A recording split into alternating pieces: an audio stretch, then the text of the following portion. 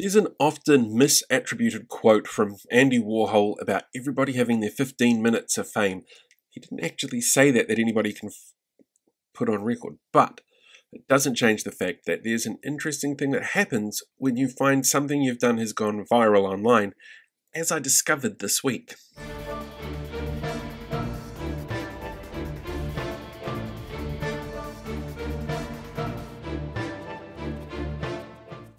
So there's a lot of different ways that people go viral online for a whole bunch of different things, and it all comes down to what platform you're using, who your audience is, what the information is that you're putting out there. And to be fair, this is not my first time having gone viral. I've had tweets go viral in the past, I've had image collections go viral in the past.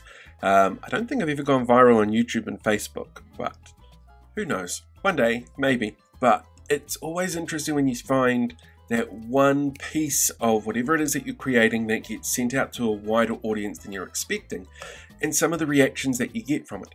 And what happened to me was, last weekend I tweeted something about the Prime Minister going into isolation because she has been in close contact with somebody who has COVID, and how the comments on TVNZ's posting for that were so vitriolic, it was depressing. Now, it's not a political tweet as such, other than it mentions the Prime Minister. For me personally, I just get really depressed having to go through social media and see that kind of negativity, and it didn't help that for work, that's all I did on Saturday was go through and delete negative comments brought about by a really specific group of people who felt that everything needed to be politicized. And that's what this message was as well. Now, the proper response when somebody gets sick or might be sick is, oh, I hope they're doing okay. It doesn't matter where you are on the political spectrum.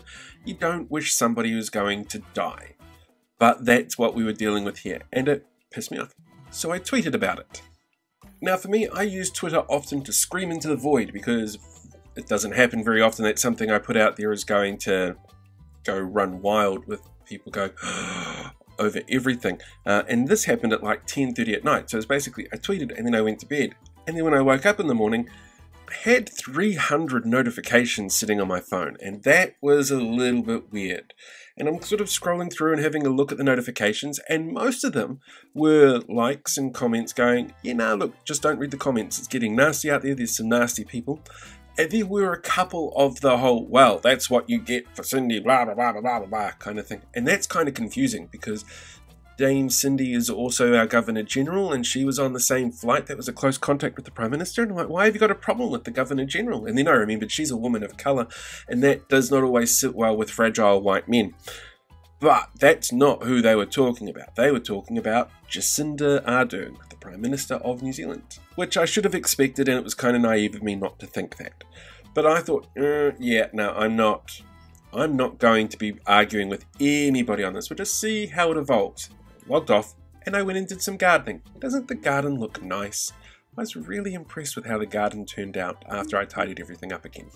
Right, so if we fast forward a few hours and I check Twitter again, there's 400 new notifications on there, and again, it's just this thing that is spreading like a virus. Maybe that's where the term "it's gone viral" comes from. And it's fine. I'm not responding to comments, I'm just letting it sort of do its own thing. I'm supporting free speech in my own way by letting people sit there and discuss things, and there are some amazing discussions on there. There's one about kakapo recovery, there's some about how you should be able to go through and filter things a bit better on social media. There's all sorts of awesome conversations that have come from this, and that was really cool. And then sitting down and seeing some of the people who have commented or liked or shared it, I'm going, wow, that's from the Human Rights Commission. Whoa, that dude is running for Mayor of Auckland. He's a current sitting councillor. It's one of the co-leaders of Te Pāti Māori. Honestly, it's really weird when you see these names and people that you recognise who have done amazing things in their field, who are inspiring to so many people, who have liked something you said or liked to reply to something you said, and just sitting there going, whoa, that is really cool. And I'm glad that there's a conversation happening around this, and I'm not going to wade into anyone else's conversation because everybody's feelings on this is their own. It was kind of strange. And that was where I was actually really happy to leave it. Let the tweet do its thing. Get out there in the world. If people like it, cool. If it brings to light this fact that, you know, sometimes comment sections get really nasty at the moment and people are really feeling it, that's awesome as well. You know, it starts a conversation, and I wasn't going to go through and block people who disagreed with my political perspective and anything like that. It just wasn't worth that stress. It was, however, fascinating, some of the stuff that came afterwards.